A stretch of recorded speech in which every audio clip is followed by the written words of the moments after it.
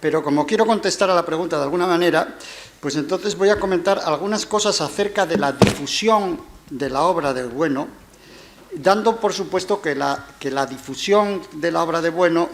pues pueda afectar o pueda tener algún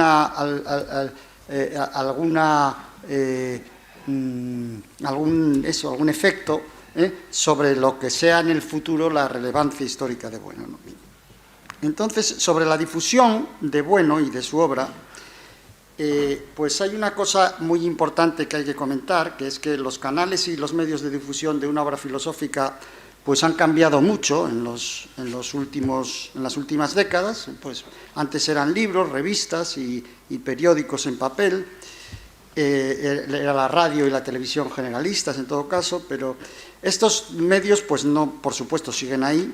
pero se han visto bastante desplazados pues por los textos y en Internet, por los audios en Internet, por los vídeos, etc.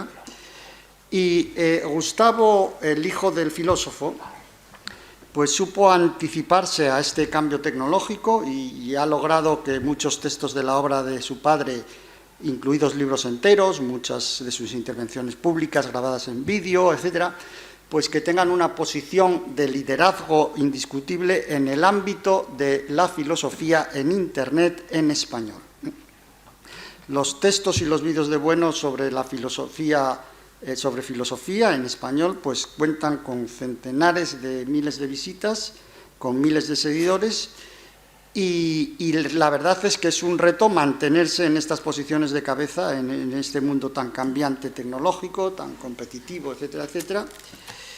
Y yo creo también que esta posición tan relevante de Gustavo Bueno en el Internet español, gracias a su hijo, como digo,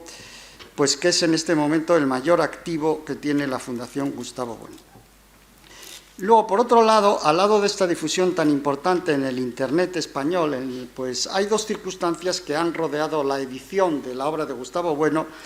que, a mi juicio, pues no han favorecido la presencia de su obra en ámbitos académicos nacionales e internacionales. Y estas dos circunstancias pues son, por un lado, la decisión que tomó el propio Bueno de publicar la mayor parte de sus trabajos en la editorial de su hijo y en sus propias revistas. Yo creo que esta decisión ha tenido consecuencias negativas, sencillamente porque la autoedición no goza de buena reputación académica, suele considerarse un indicio de la imposibilidad que tiene un autor de pasar los filtros de las editoriales y de las revistas académicas de prestigio. En el caso de Bueno no era el caso, pero es así como se interpreta en general.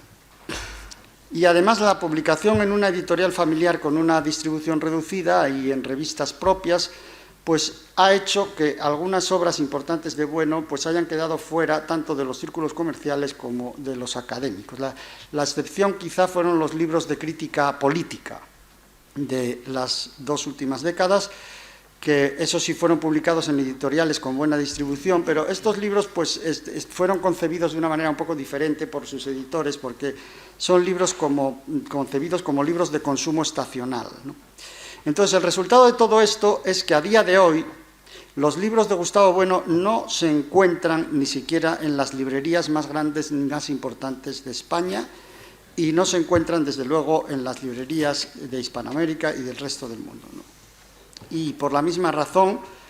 pues la presencia de Bueno en las revistas académicas distintas a las que él mismo creó,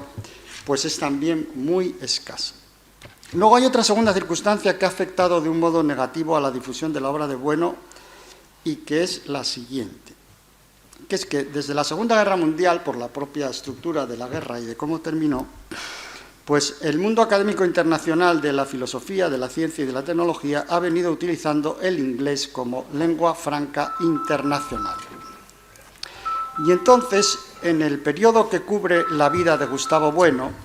y también después de su muerte, el español, con ser una lengua que es una lengua tan importante históricamente y culturalmente, que es cosa que es indudable, sin embargo, yo creo que no ha podido competir con el inglés en esos ámbitos académicos internacionales, científicos, técnicos y tecnológicos, y sobre todo no ha podido competir con el inglés como lengua franca internacional de estos ámbitos. Por razones que no procede comentar, porque no tengo tiempo más que nada, La presencia de Bueno en inglés, tanto en los medios académicos internacionales como en el Internet inglés, es muy baja también, es testimonial. Y yo creo que esta ausencia pues también ha tenido un coste de oportunidad muy importante sobre la difusión y la divulgación de la obra en estos ámbitos. Y entonces es difícil valorar la influencia que esta pérdida de posición, este coste de oportunidad, pues pueda ejercer en el porvenir. Si fuéramos a aplicar un análisis DAFO a esta situación, para ver las debilidades, las amenazas, las fortalezas y las oportunidades que tiene la obra de Bueno y su difusión, yo creo que se podría decir en resumen, por esto que estoy diciendo, que la principal fortaleza de la difusión de la obra de Gustavo Bueno en este momento es su posición en el Internet de textos y de vídeos en español. Y esto gracias a la visión de futuro que, como dijo, tuvo, y al trabajo, desde luego, incansable de su hijo Gustavo. Las debilidades, por otro lado, pues son estas que acabo de decir, ¿no? Su escasa presencia en los medios académicos y editoriales, tanto nacionales e internacionales, y su escasa presencia en el Internet, en el inglés y en el mundo académico de la lengua franca internacional. Y entonces esto significa pues que Bueno no es conocido en esos ámbitos, ¿no? Estas son las fortalezas y las debilidades, y desde aquí pues habría que plantear pues la otra parte del análisis DAFO, ¿no? Que son los desafíos o las amenazas o las oportunidades que se abran de cara al futuro, pero bueno, esto yo ya no lo voy a hacer aquí porque sencillamente ya no da tiempo. Muchas gracias, David. Muchas gracias.